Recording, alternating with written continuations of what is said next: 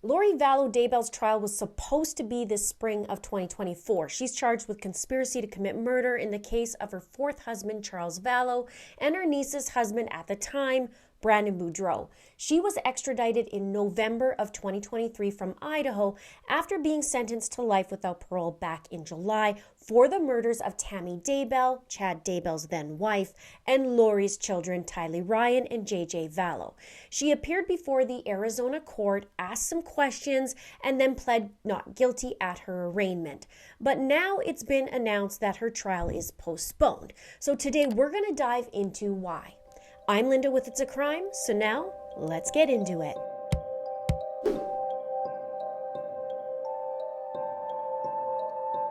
First, at Lori's initial appearance in Arizona after she was extradited from Idaho, she asked the judge about her two cases, Brandon and Charles. Are those cases going to be combined, or are they going to be done separately?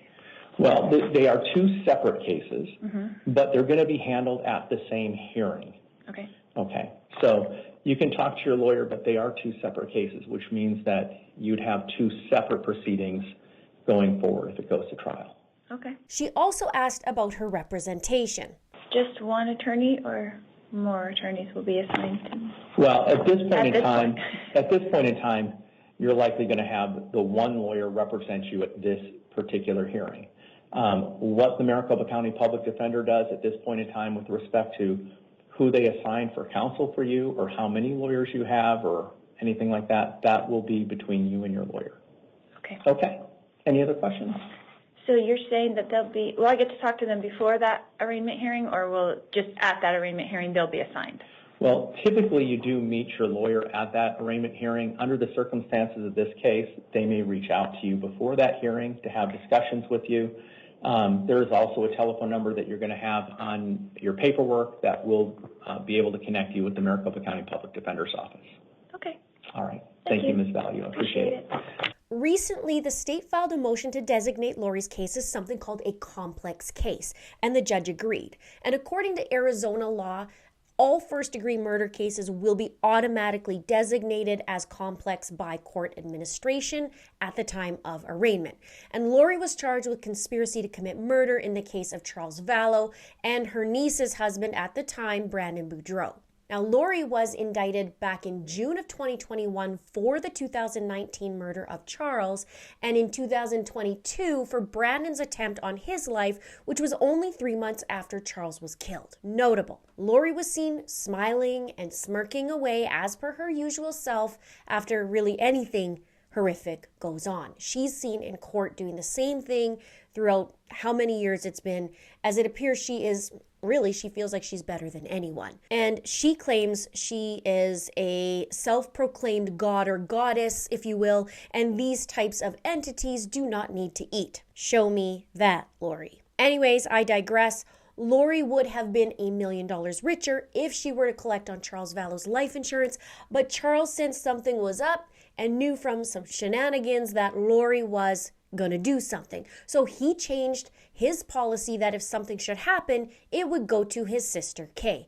Now, also notable when it came to Brandon's attempt on his life, which the bullet missed only by inches, Lori's niece Melanie would have profited off of that insurance policy, and this would have been a rinse and repeat type situation from Charles's case. But the shooter, Alex Cox, and Lori's brother, aka Protector, who would do anything for her, failed at the attempt. Now, according to the Arizona law, a complex case has to be tried within 270 days from arraignment, which is 9 months from Lori's arraignment. Now, we'll talk about the dates a little bit later, but both the state and the defense have to file something called a joint management plan, and it's to be no less than 2 days before their scheduled date and addressing 16 issues in particular. Number 1, the proposed trial date. Now, Lori's was expected to be in April of this year, which actually would have coincided with Chad Daybell. So this is actually a good thing to have it in a different date, in my opinion. That would have been a complete you-know-what show, having to juggle the two. I did that last year in the case with Letitia Stout and Lori, I think it was, or one of them anyways, and having to watch both at 2 times speed to get 16 hours of trials in one day and create videos. It was really, really crazy. But number 2 is the length of the trial and number of witnesses. I just read recently that Chad Daybell's trial is actually expected to be a lot longer than Lori's trial, which, if I remember correctly, was 8 weeks long, I believe. But brace yourselves on this and on Chad's, because it's going to be gruesome. But I'm not sure how long this one for Lori is expected to be, but I'll keep you posted. Now, number 3 is a final trial management conference date. Number 4, brief summary of all alleged facts. Well, that could be a large book, as there's so much involved in this case. Number 5, discovery production schedule. 6, witness interview schedule. I am wondering who will be on that witness list, don't you? Number 7, list of motions needing evidentiary hearing or length of hearing. Number 8, schedule for filing motions, responses, and replies. 9, schedule for motions in limine, and that's the primary purpose of a motion in limine, is to avoid disclosing to the jury prejudicial matters which may compel a mistrial. Written responses to motion in limine may be filed no later than 10 days after receipt of such motion. Number 10, expert witness issues. The dates for defense to disclose experts and opinions. If different date, then they have to go to something called Rule 15. Number 11, special investigative needs. 12, general status of plea negotiations. And 13, plea cutoff date. Now, what do you think? Do you think Lori will ever ask for a plea deal? Let me know in the comments below. Number 14, settlement conference date. 15, interpretation, translation, and transcription needs. Man, say that fast. And 16, schedule of regular case management conferences. These conferences will be presumptively set every 45 to 60 days, depending on what happens. And in these conferences, they will review the pretrial preparation, resolve any issues, and schedule whatever they need before that next conference. And both parties have to file a report no less than 2 days before each conference. And in that report, they need to include the specific progress that was made since the last case management conference, specific case prep to be completed before the next conference, witnesses who were interviewed, witnesses who will be interviewed in the upcoming month, and any pending issues that need to be resolved. Back to Charles' case, which happened in July of 2019. And remember, Alex Cox, Lori's brother, stayed overnight at Lori's house, and in the morning, Charles Vallow was coming over to pick up JJ to take him to school. Charles was visiting in Arizona, and when he went to pick up JJ, there was a whole altercation, saying Charles was enraged, which, according to several people, Charles was a pretty chill guy, and Alex somehow ended up with a boo-boo on his head from a bat, and he shot Charles in self-defense, which we know is not true. He called 911, lied about doing CPR on Charles, and they know that as a fact, as there wasn't evidence of CPR done to Charles, and they left him for dead. Meanwhile, Lori was outside, stole Charles' car, drove JJ to school, not before hitting the local Burger King, though, for breakfast for JJ, and then go to the store. They went to Walgreens, I believe it was. They bought some flip-flops, came back, and Lori was seen smirking on camera. Previous to that, Charles reported to Chandler police multiple times that he was concerned with Lori's behavior, her religious views, her threatening to kill him. He was worried for the safety of the children, yet here we are. Back to the boo-boo. Charles was a pro athlete, a pro baseball player, so I think it'd be more than just a boo-boo on Alex's head. What do you think? Let me know. Now, Brandon's case, which happened on October of 2019, and at this point, Charles was dead, and both Tylee and JJ were murdered as well. Lori went and rented a storage unit and housed the back tire of the Jeep that was involved in the attempted murder of Brandon.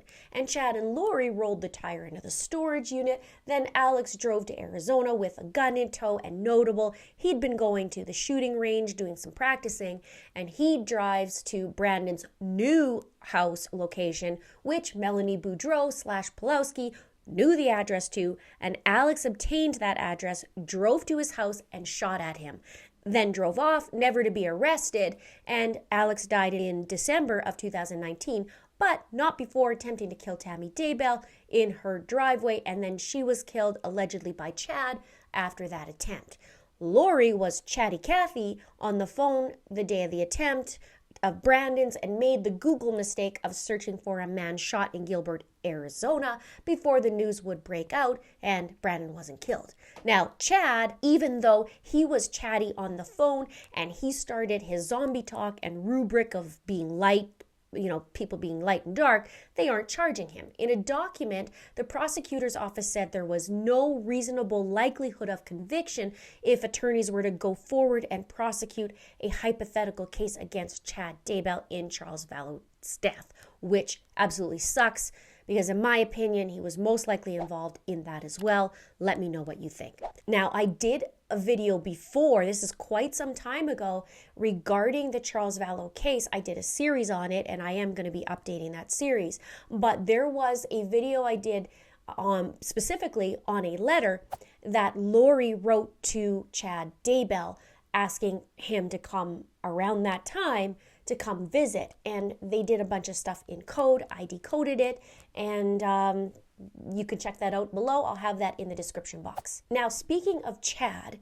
I have a question for you. How do you think Lori would feel about the fact that she has these charges for Charles and Brandon, but nothing for Chad? Do you think she's bothered about it, or do you think she's indifferent when it comes to Chad? As for the next court dates, they vacated the March 28th court hearing that was to be a final trial management conference and reset it for July 25th, 2024 at 8:30.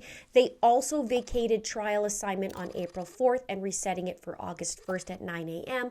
It looks like this is going to be leading into the fall season. So we have another year to deal with Lori. But on the plus side and being positive, I guess that gives me more time to dig in and do some deep dives and some theory videos. So the next upcoming court date for Lori will be February 21st at 8:30 a.m. It's a complex case scheduling conference.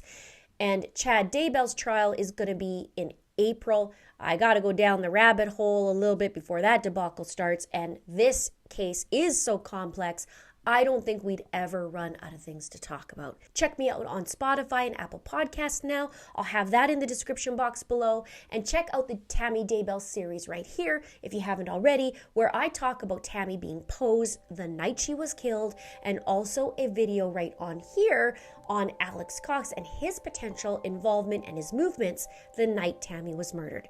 Thank you so much for watching. Stay safe out there.